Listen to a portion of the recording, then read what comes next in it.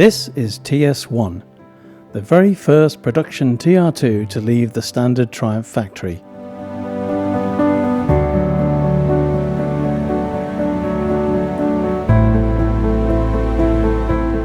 It made its North American debut at the Canadian National Exhibition in Toronto in 1953.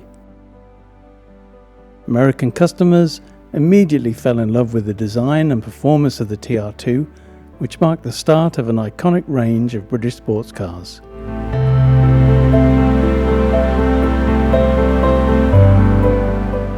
The car then did the rounds of North American auto shows before becoming the everyday driver of C.D.S. Phillips, the head of Triumph's Canadian operations. Passing through several sets of owners, the next 25 years or so would not be kind to TS1.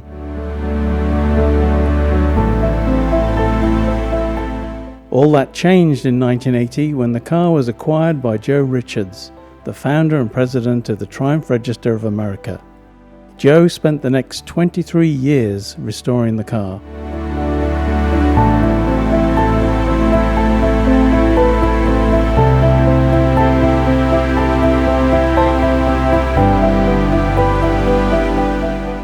Just in time for the Triumph Register of America convention in Auburn, Indiana in 2003.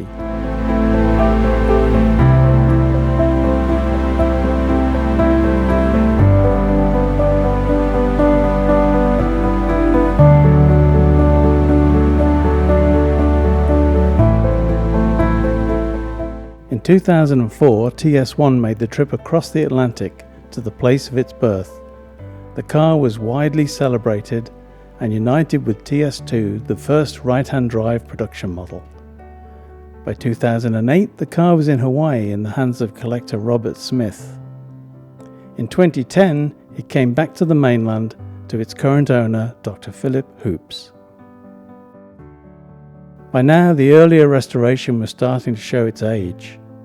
Much of the car was suffering from corrosion, which was especially pronounced around older body and frame repairs. Recognizing that a completely new restoration was in order, Mark Macy and his team at Macy's Garage was commissioned to do the work starting in 2012. Mark and his team meticulously disassembled the car and identified every issue, with the goal being to return the car to the state in which it left the factory.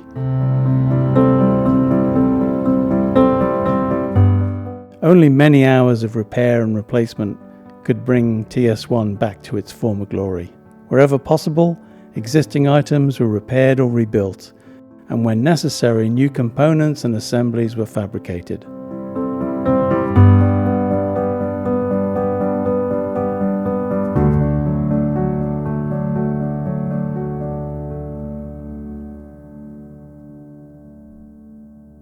By mid-2015, the restoration was complete.